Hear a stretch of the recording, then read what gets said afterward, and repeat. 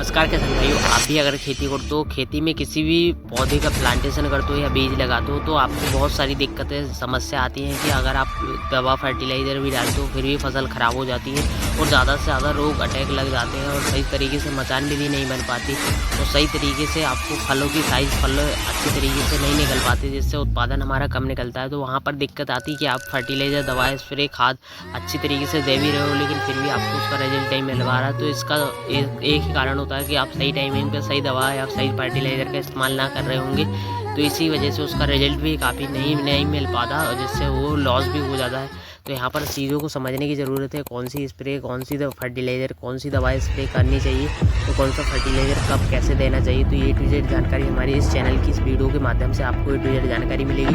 तो वीडियो के एंड तक ज़रूर बने रहना है, जिससे आपको समझ भी आ जाएगा। और किसान भाइयों, एक बात पहले बता दूँ, जो हमने खेती में खुद इस्तेमाल किया हुआ है वही आपको बताएंगे। जो हमें ऐसा नहीं है फालतू की गलत जानकारी या गलत अफवाहें लेने का प्रयास नहीं करेंगे भाई, क्योंकि हमें बस पता है कि हम खेती में कितना लॉस हो जाता है। यहाँ पर अगर आपने खुद भी एक फसल को तैयार किया हुआ है तो वहाँ 30-40 दिन लग जाते हैं और 30-40 दिन के बाद हमारी फसल तैयार होती। तो वहाँ पर अगर आपने एक भी गलत फर्टिलाइज़र या केमिकल डाल दिए तो यहाँ पर पूरी फसल नष्ट हो सकती है।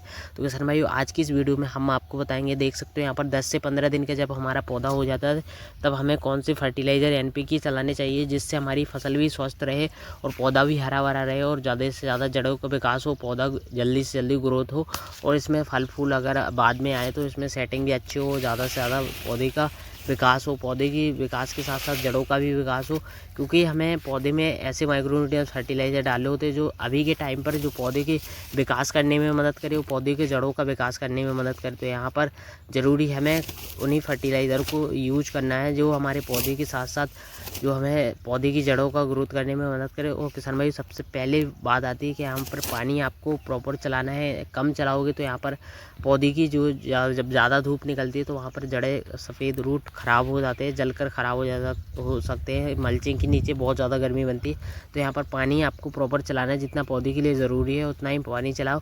और पानी के बाद जैसे ही आपका पौधा 10 से 15 दिन का हो जाता है तो यहाँ पर आपको NPK फर्टिलाइज़र डालने हैं जो ड्रेंचिंग के ज़रिए आप इस्तेमाल कर सकते हो। जैसे कि आपके पौधा नीचे सड़कर ख़राब हो जाते हैं, जड़ें अच्छी तरीके से ग्रोथ नहीं कर पाती है, पौधे का अच्छी तरीके से विकास नहीं हो पाता है, पौधा की ग्रोथ रुक जाती है, तो आपको इस तरीके से काम करना है जिससे फंगीसाइड या दवा का स्प्रे करो तो कम पावरफुल दवाओं का स्प्रे करना है, जिससे पौधे की ग्रोथ रुक सकती है। अगर आप ज़्यादा पावरफुल दवाओं का स्प्रे करते हो छोटे पौधों में तो यहाँ पर आपको नीम ऑयल जैसे थाइमोथॉक्सम और डाइफेथोरॉन हो गया, एक्टोमोप्राइड 20%, इन फंगिसाइड और इन कीटनाशकों का स्प्रे करना है। जैसे फंगिसाइड में आप UPL, साप, अल्ट्राकोल, इन फंगिसाइड का स्प्रे ले सकते हो, जिससे आपको इनका रिजल्ट भी काफ़ी शानदार मिलेगा। इसका बाद में भी छोटे पौधों में कोई दिक्कत भी नहीं आएगा। तो यहाँ पर इन्हीं फर्टिलाइज़र का इस्तेमाल करना है।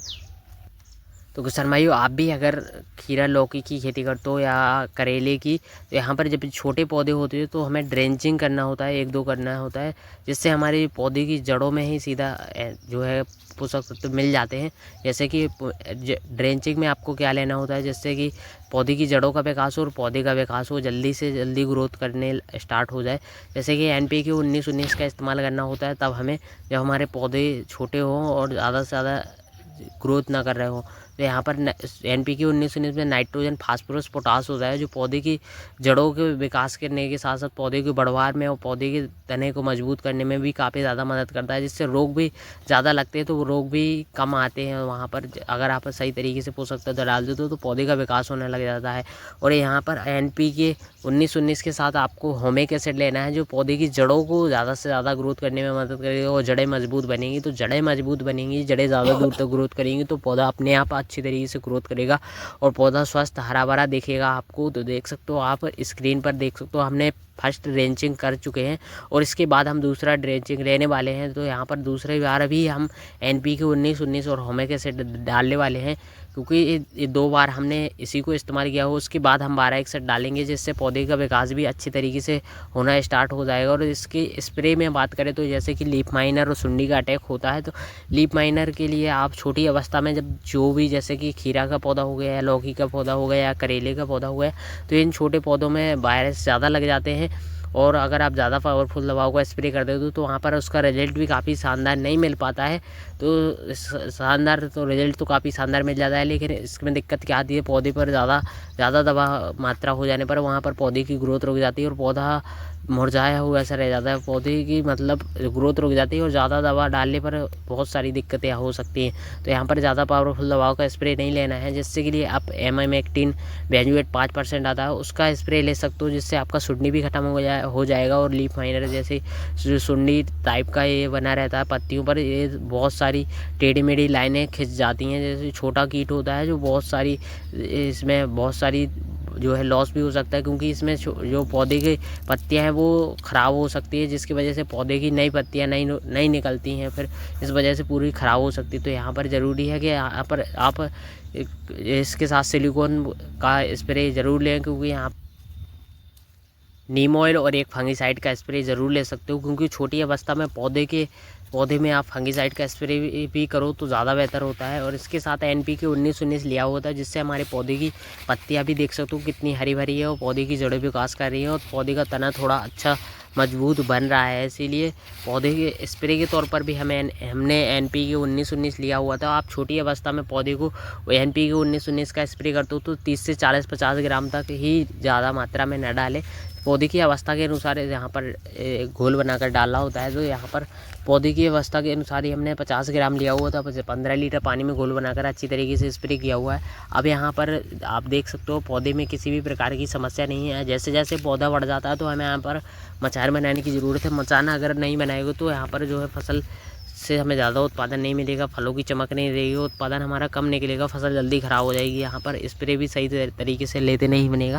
तो यहाँ पर लौकी की फसल है, बता दे तो अभी यहाँ पर सितंबर महीने चल रहा है। सितंबर महीने में अगर आप भी अगर करना चाहते हो तो अभी 8 से 10 सितंबर है, तो यहाँ पर आप भी लगा सकते हो। बस इसके लिए आपको मचान विधि अच्छी तरीके से बनानी है, जिससे आपका उत्पादन भी ज़्यादा निकलेगा और रेट भी काफ़ी बढ़िया देखने को मिल रहे हैं, क्योंकि इस टाइम पे बहुत कम लोग करते हैं। जिस भी वेजिटेबल्स को जो लोग ज़्यादा कम टाइम पे करते हैं तो वहाँ पर उसका रेट काफ़ी ज़्यादा हाई होता है। तो यहाँ पर लौकी की खेती कम कर रहे हैं लोग मचान विधि से। अगर आप भी करना चाहते हो तो यहाँ पर फल की चमक भी काफ़ी शानदार रहती है, उत्पादन ज़्यादा निकलता है और रेट भी बढ़िया देखने को मिल रहे हैं। तो यहाँ पर आप छोटे से आधे एकड़ में भी 1 से 1.5 लाख रुपए कमा सकते हो आसानी से, क्योंकि यहाँ पर रेट 20 से 25 रुपए kg भी मिल गया तो यहाँ पर बहुत शानदार तरीके से हो जाता है। यहाँ पर रेट तो काफ़ी बेहतर रहना ही हो। यहाँ पर अगर आपके पास उत्पादन निकलेगा तो यहाँ पर बात आती है कि रेट तो देख सकते हो यहाँ पर बढ़िया मिल रहे हैं, क्योंकि यहाँ पर कम लोग करने वाले हैं मचान विधि से अभी के टाइम पर।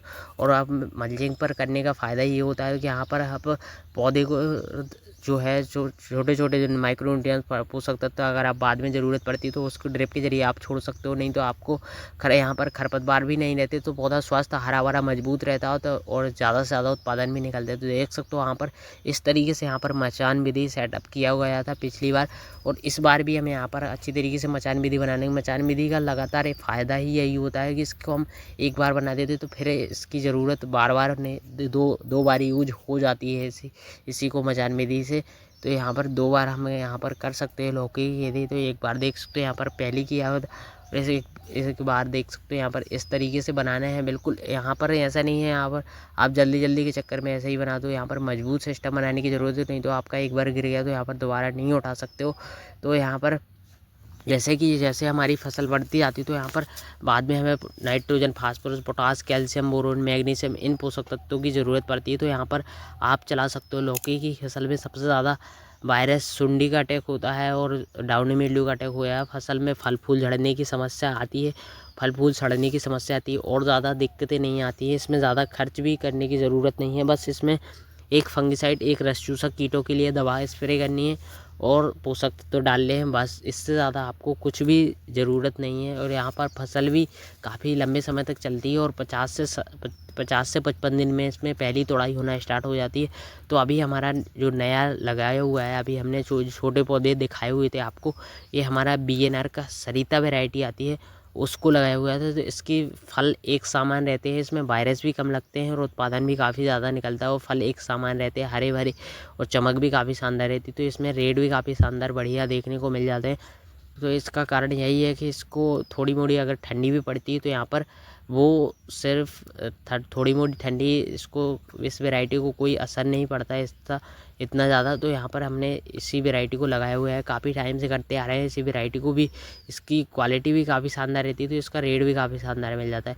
और फल की चमक तब आती है जब इसमें सही तरीके से माइक्रो न्यूट्रिएंट्स फर्टिलाइज़र में मिलते रहते हैं और सही तरीके से आप इसमें दवा फंगीसाइड का स्प्रे करते हो। फंगस इसमें ज़्यादा लगते हैं, क्योंकि इसमें अगर आपके फल टेढ़े मेढ़े की समस्या आती है, रोग दवा स्प्रे करते हो फिर भी कंट्रोल नहीं होते, तो यहाँ पर हफ्ते में एक बार ज़रूर लेना ज़रूरी है। और इसमें फल आपके अगर टेढ़े मेढ़े पड़ रहे हो तो यहाँ पर ज़रूरी है कैल्शियम और बोरोन। कैल्शियम बोरोन दोगे तो आपके जो नए फल फूल है वो भी सेट होंगे, फलों की साइज़ भी बढ़ेगी, फल एक समान हरे भरे रहेंगे और फसल भी स्वस्थ हरी भरी रहेगी। तो फसल की अवस्था के अनुसार हमें अलग अलग तरीके से पोषक तत्व डालने होते हैं, जो हम अगर आप नहीं डालते हो तो यहाँ पर फल फूल झड़कर ख़राब हो सकते हैं यहाँ पर। इसीलिए आपको हफ्ते में एक शेड्यूल बना लेना है किसी भी फसल के अंदर, तो यहाँ पर आपकी फसल स्वस्थ रहती है और ज़्यादा लंबे समय तक चलती है। नहीं तो आपका जब मन चाहा जब आपने दवाई स्प्रे कर दिया, जब चाहा नहीं चाहा तो नहीं डाला, तो यहाँ पर दिक्कत आ जा सकती हैं। तो अगर आपके एक बार वायरस लग जाता है तो पौधे में, तो वहाँ पर कंट्रोल होना संभव नहीं है। तो इसीलिए हफ्ते वाइज दवा का स्प्रे करो, फर्टिलाइज़र डालो, तो यहाँ पर इसका रिजल्ट भी काफ़ी शानदार मिलता है। उसका आपको उत्पादन भी ज़्यादा मिलेगा, लंबे समय तक चलेगी। तो किसान भाई वीडियो कैसी लगी कमेंट करके ज़रूर बताना। वीडियो पसंद हो तो लाइक ज़रूर करना, चैनल पर अगर आप नए हो तो सब्सक्राइब जरूर कर लेना। हाँ किसान भाई, अगर हमें अपने बारे में बता दूँ तो हम भी काफ़ी समय से खेती करते आ रहे हैं, तो हमें भी बहुत सारी दिक्कत परेशानियाँ आ रही थी, लेकिन काफ़ी समय से करते आ रहे तो पता चलता ज़्यादा है कौन सी दवा स्प्रे कब करनी है, कौन से वायरस के लिए कौन सी दवा स्प्रे ज़रूरी है, पौधे के लिए कौन सा पोषक तत्व ज़रूरी है जब हमारे फल लग रहे हो। तो इसके लिए आपको जब चीज़ों को करोगे तब आपको पता चलेगा, ज़्यादा जानकारियाँ मिलेगी। और जब जब अगर आप सोचते रहोगे कि हम इसको कैसे करेंगे कैसे नहीं करेंगे, तो ये हाँ आप सोचते ही रहोगे, लेकिन अगर आप करके देखोगे एक बार तो आपको अच्छी तरीके से समझ भी आ जाएगा। जितनी ज़्यादा बेहतर करते जाओगे तो उतनी अच्छी तरीके से चीज़ों को समझ भी पाओगे। अगर आपको यहाँ ज़्यादा वायरस लग रहे हैं, ज़्यादा फंगस लग रहे हैं, तो कहीं गलती आती है कि आप स्प्रे सही से नहीं ले रहे होगे, या नहीं तो अगर आप दवा का स्प्रे कर रहे हो तो